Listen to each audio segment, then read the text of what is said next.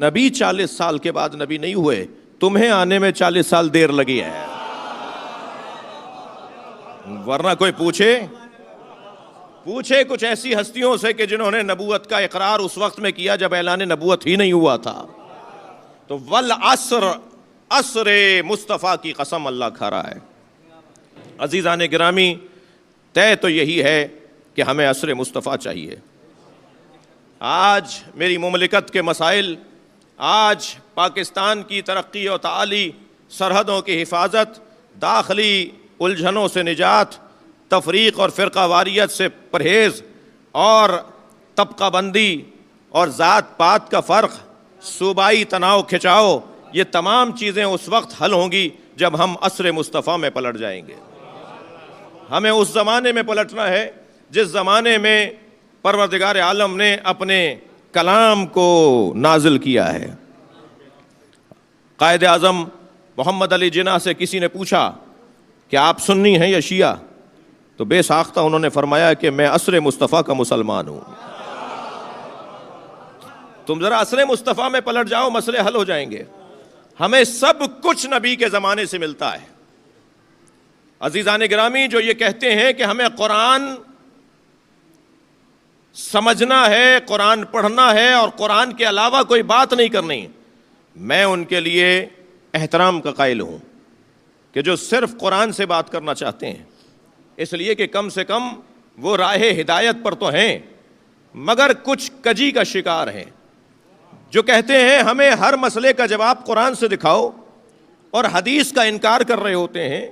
میں ان سے مخاطب ہوں کہ یہ تمہیں کس نے بتایا ہے کہ یہ قرآن ہے؟ جس نے تمہیں بتایا ہے کہ یہ قرآن ہے اسے مصطفیٰ کہا جاتا ہے. اس کی حدیثوں سے ہم نے قرآن مجید کو سمجھا ہے. پھر قرآن مجید میں تو 85 ایسے مسائل ہیں کہ جن کے اوپر اس وقت تک عمل نہیں ہو سکتا جب تک کہ سرکار ہماری رہنمائی نہ فرمائیں. عصر مصطفیٰ میں جانے کا حکم ہے. قسم ہے عصر مصطفیٰ کی، ان الانسان لفی خسر، انسان خسارے میں ہے. خسارہ نقصان سمجھنے کی ضرورت ہے. سرمایہ محفوظ رہے، فائدہ کم ہو جائے تو اسے نقصان نہیں کہا جاتا. نقصان تب تصور میں آئے گا جب سرمایہ کم ہونا شروع ہو جائے. ایک بزرگ عالم دین اس سورے کی تفسیر میں لکھتے ہیں کہ مجھے سمجھ میں نہیں آتا تھا کہ خسارہ کسے کہتے ہیں. تو میں نے ایک برف بیچنے والے کو، ایک سلج بیچنے والے کو، برف بیچنے والے کو آواز لگاتے ہوئے سنا، رحم کرو اس پر جو خسارے میں ہے. میں قریب گیا، میں نے پوچھا تم خسارے میں کیسے ہو؟ کہا جتنے کا برف خرید کر لایا ہوں وہی گھل رہا ہے، جتنی دیر سے بکے گا اتنا میرا سرمایہ نقصان میں جائے گا. عزیزان گرامی، اللہ نے ہمیں جیسا بنا کر بھیجا ہے، اگر ویسے نہ رہ پائیں تو اسے خسارہ کہا جاتا ہے. صلوات پڑھیں گے محمد و آل محمد.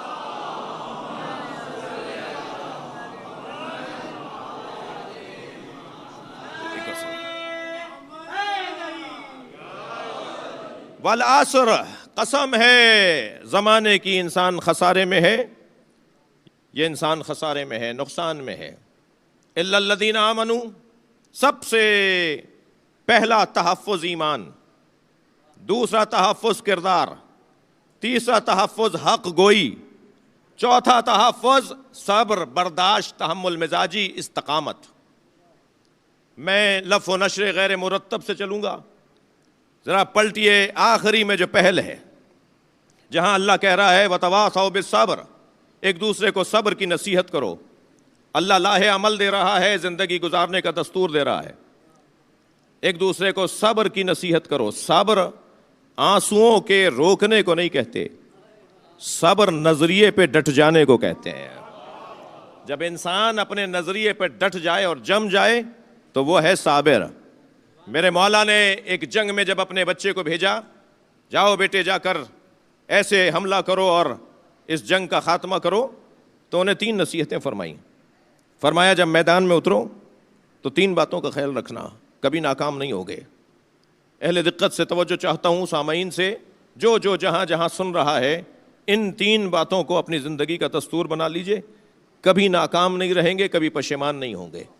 پہلا دستور علی نے یہ دیا, قد قدمیک تزول الجبال ولا تزل, جب میدان میں اترو تو اپنے پیروں کو زمین میں ایسے گاڑ لینا کہ پہاڑ ہٹ جائیں تم نہ ہٹنے پاؤ. تمہارے سامنے سے بڑے بڑے طاقتور ہٹ جائیں مگر تم میدان چھوڑ کر نہ جاؤ. اور دوسرا دستور یہ ذہن میں بٹھا لو کہ تمہاری نگاہیں انظر الی اقصی القوم, تمہاری نگاہیں آخری دستے پر ہونی چاہیے. جو آخری دستے کو نظر میں رکھتا ہے وہ پہلے دستوں کو چیرتا ہوا چلا جاتا ہے.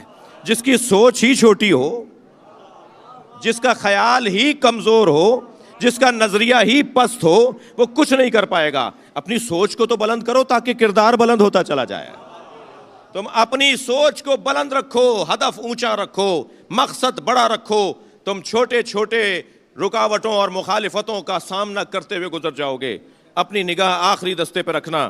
اور میرے لال, جب تم آخری دستے پہ نگاہ رکھتے ہوئے ثابت قدمی سے میدان کو چیرتے ہوئے آگے بڑھو گے تو پھر کامیابی تمہارا مقدر ہے. پھر تم لوٹو گے تو فتح مند لوٹو گے. لوگ تمہیں آفرین کہیں گے, مرحبا کہیں گے, شاباش کہیں گے. جس وقت تم کامیاب لوٹو گے تمہارے ذہن میں خیال آئے گا کہ تمہاری کوئی شخصیت ہے, تمہارا کوئی وجود ہے, تم بہت اہمیت کے حامل ہو, تم بہت معتبر ہو. وہیں سے تمہاری ناکامی کا آغاز شروع ہوگا, وہیں سے تمہاری ناکامی کا آغاز ہوگا. میرے لال, تیسرا قاعدہ یہ ذہن میں بٹھا لو کہ جب کامیابی ملے تو اپنے آپ سے کہو وَاعْلَمُوا أَنَّ النَّصْرَ مِنَ اللَّهِ, جو کچھ کامیابی ملی ہے وہ اللہ کی طرف سے ملی ہے. تمہارا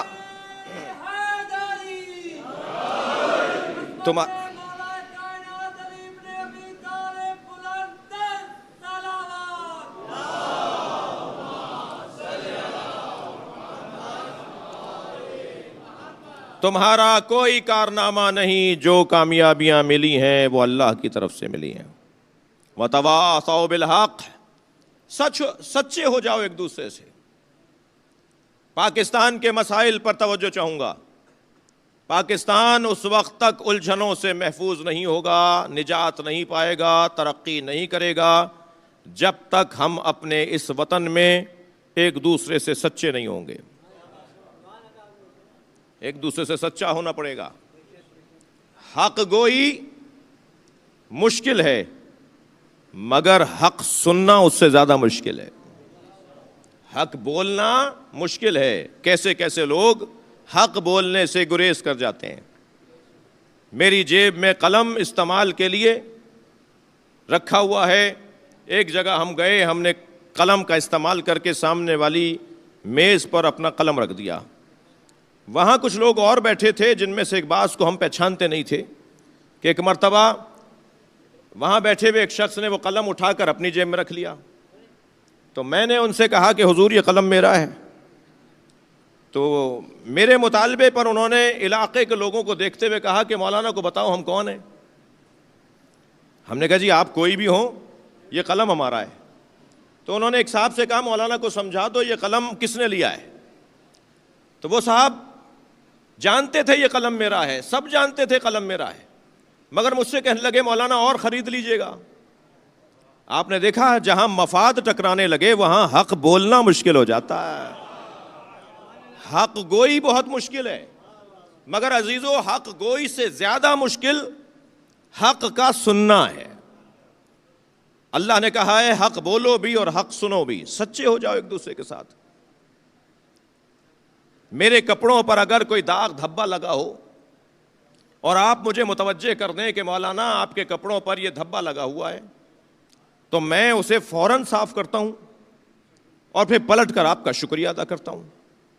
مگر اگر کوئی مجھے یہ بتا دے کہ آپ کی روح پر بھی کوئی دھبا لگا ہوا ہے, آپ کی روحانیت بھی داغدار ہے, آپ کے ہاں غیبت کا گزر بھی ہو جاتا ہے, آپ کے ہاں تہمت کا عنوان بھی آ جاتا ہے, آپ کبھی کبھی جھوٹ بھی بول دیتے ہیں, تو مجھے برا کیوں لگتا ہے.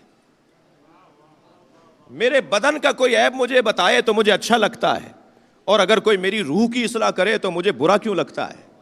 میں کہتا ہوں جیسے بدن کا عیب بتانے پر مجھے اچھا لگتا ہے, اس سے کہیں زیادہ مجھے روح کا عیب بتانے والا اچھا لگنا چاہیے.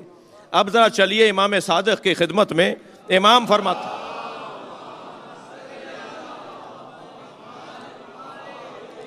فرماتے ہیں مجھے سب سے اچھا دوست وہ لگتا ہے جو میرے عیبوں کو بتاتا ہو۔ ہمیں ایک دوسرے کے عیب بتانا چاہیے، ایک دوسرے کی کمزوریوں کی طرف توجہ دلانی چاہیے، تب جا کے وتواصوا بالحق کا عنوان آئے گا۔ پھر لف و نشر غیر مرتب میں آگے بڑھیے۔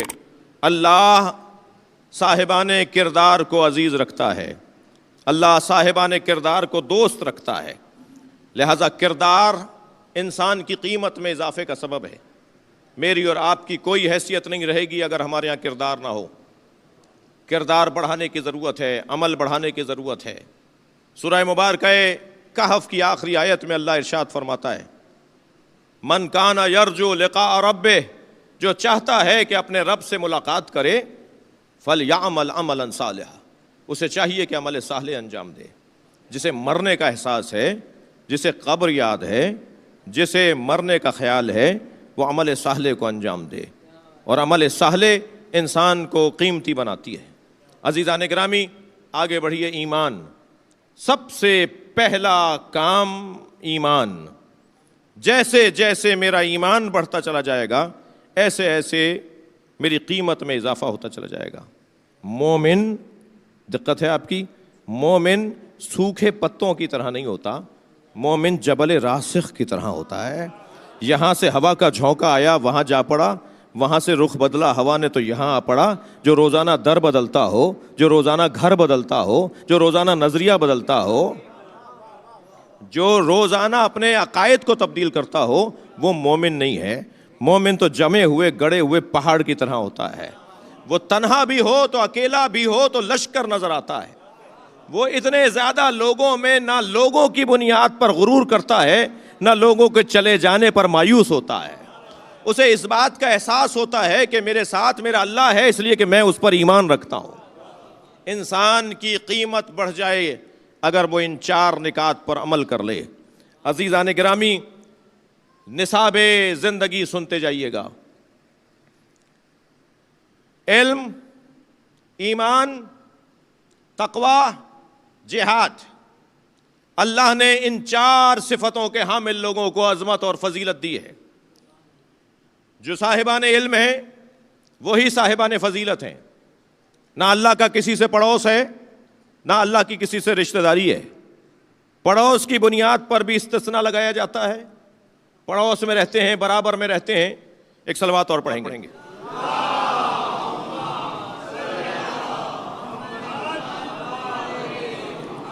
توجہ چاہوں گا محترم سننے والوں سے۔ نصاب زندگی، کامیاب لوگوں کی نشانیاں۔ وہ لوگ جو کامیاب شمار کیے جائیں گے وہ کون ہیں؟ نہ بڑی گاڑی انسان کو کامیاب بناتی ہے، نہ مہنگا مکان انسان کو بڑا بناتا ہے، نہ مہنگے کپڑوں سے کوئی بڑا ہو جاتا ہے۔ اسلام فٹوں سے نہیں ناپتا، انسان کی شخصیت کو انچی ٹیپوں سے نہیں ناپا جاتا، انسان کی شخصیت کو قد سے نہیں ناپا جاتا، بلکہ قد اگر کسی کا بنتا ہے تو وہ کردار سے بنتا ہے۔ جس کا جتنا اچھا کردار ہوگا اتنا ہی وہ بڑا انسان ہوگا۔